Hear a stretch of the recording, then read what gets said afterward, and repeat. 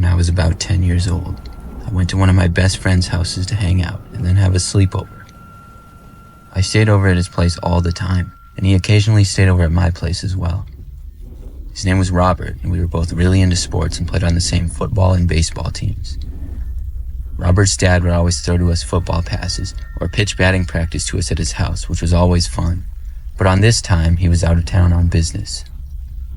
Anyways, on this particular night, we played video games like we often did until Robert's mom came upstairs to his room and told us both that it was time for bed. We both got ready for bed, and Robert went into his bed and I got in my sleeping bag on the floor. I fell asleep pretty quickly, but woke up sometime later. I groggily turned over to my other side and got comfortable again. It was pitch black, but my eyes slowly adjusted. As they did, I noticed a man in the hallway just outside of Robert's room. I assumed it was Robert's dad, and then I just closed my eyes and went back to sleep. The next morning, Robert and I got up and had some cereal. He mentioned that his dad was coming back home today, and that's when I suddenly remembered about the man I had seen in the hallway last night.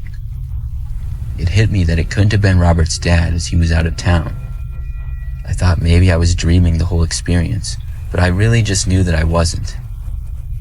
I told Robert about it, and he seemed really surprised. We told his mom about it too, and after a conversation with me and Robert, we decided to look around the house. I don't know if he fully believed me. We went around the house and started seeing if any windows or doors were open. We eventually got to the basement, the spare bedroom that they had.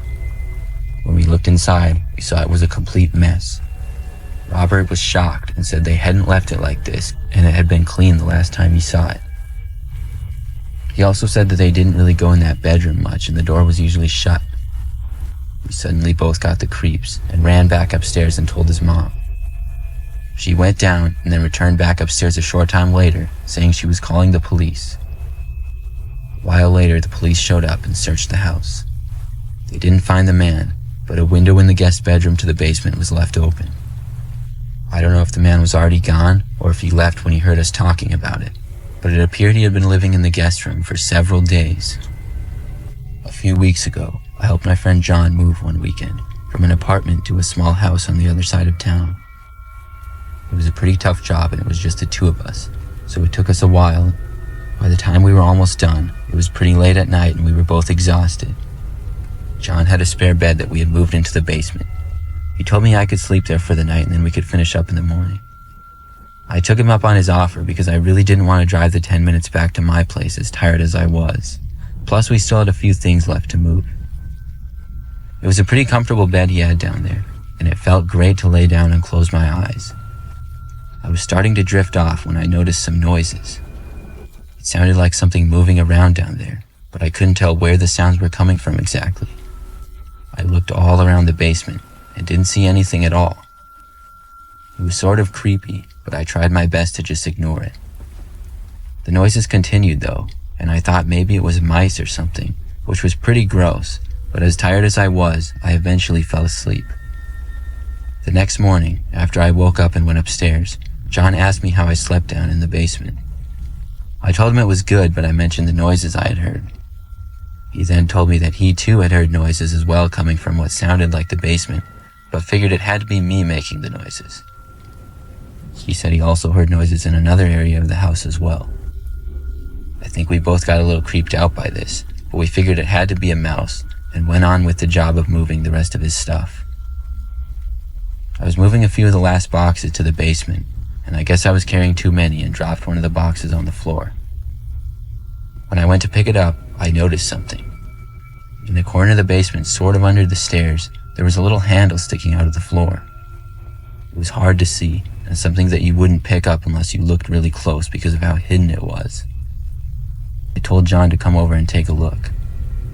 He looked closely and then pulled on the handle, and it lifted up a sort of trap door leading to a hidden room in the house. The room was very small, but there was a sleeping bag in it, as well as a few water bottles that were empty. It appeared someone had been living in there, but nobody was there at the moment. Me and John put two and two together from the noises we had heard and were pretty creeped out. We searched the house, but found no one. After that, we reported the room and how someone had been living in it. Whoever had been living there never did return. They must have left for good after realizing we were there. Years ago, when I was 12 years old, there was a kid at my school named David who invited me over one day for a sleepover. It was kind of random and I was sort of surprised by it, because I didn't really know David all that well. We had talked a few times here and there, and he had been new to the school the year before, but we never really hung out at all. I told him I didn't know, but he persuaded me, so I said all right and I asked my mom when I got home from school. She said yes and drove me to his house after school that Friday. It was my first time being at David's house, and I was still kind of surprised that he invited me over, but I thought it was cool to be making a new friend. He showed me around his house, which was very nice, and we played some video games. David overall just seemed a little bit strange to me. I didn't really know what exactly it was, but I felt like I just didn't really get along with him. We had sort of different interests and things like that, and he just didn't really seem like the kind of guy I would hang out with. Finally, it was time for bed, and I got in my sleeping bag on the floor of David's room, which was a pretty decent-sized bedroom for a kid. It took me a while to fall asleep, but eventually I did, only to be woken up a few hours later. I woke up super sweaty and realized that my sleeping bag was completely zipped up and another blanket was covering my head. I took them off and immediately felt the nice feeling of cooler air. I looked around knowing I for sure didn't put that extra blanket on myself. I thought maybe David did, but why would David do something like that? I looked over and saw David was awake. I asked him why he put a blanket on my head, but he denied it. I knew he was lying, but when I accused him again, he got pretty angry at me. I decided to just try to go back to bed and make it through the rest of the night, and I could go back home in the morning. I was finally able to get back to sleep, and when I woke up, it was morning. When I did, I looked around, but David wasn't in the bedroom. I figured he must have gone to the bathroom or something, so I waited there for a few minutes. Eventually, I really had to pee, so I got up to leave the room, but the door wouldn't open. It seemed to be locked from the outside. This was the last straw for me. I was pretty annoyed with how David was acting towards me, and I called my mom on my phone and asked her to come pick me up. I didn't have a good time at all, but I was still glad, I guess, that I gave it a chance to make another friend. David by this point just seemed really strange to me. My mom told me she would come and get me, so I knocked on David's door and called out to him that it was locked, but nobody came. I knocked several more times and even shouted once. I told him I was locked in his room, but I got no response once again. David's house was pretty big, so there's a chance I wasn't heard, but the whole thing just made me really angry. Finally, David's mom opened the door to his bedroom and told me that my mom was here to pick me up. The way she said it, she sounded almost annoyed. And that was another thing that was sort of strange to me, is that David's parents were kind of unfriendly. I was just happy to go home though, and I left without even seeing David at all.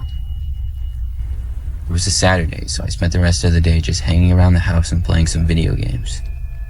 That night, however, I was in my bedroom and my mom called out to me that one of my friends was there. I walked out and saw David standing at the front door. He did not look happy. I walked over to him and he angrily asked me why I left his house so early without even saying bye to him or anything. I told him he locked me in his bedroom and I didn't even know where he was. He then denied it and responded by calling me a horrible friend and storming off. I really didn't care though. I just went back inside and started playing video games again. But about 15 minutes later, I suddenly heard the sound of glass breaking coming from my window. It scared me badly and I just about had a heart attack. I looked over to my window and saw glass everywhere. Then I saw a rock tumble to the ground. My parents came running into my room and saw the glass. I was all right and I wasn't near the window. My parents ran over and looked out the window to see David running away down the street. David had thrown the rock through my bedroom window, breaking it. My parents called his parents and I remember hearing them argue for a little bit before finally hanging up. I don't really know what happened to David after that, but I never saw him at school again.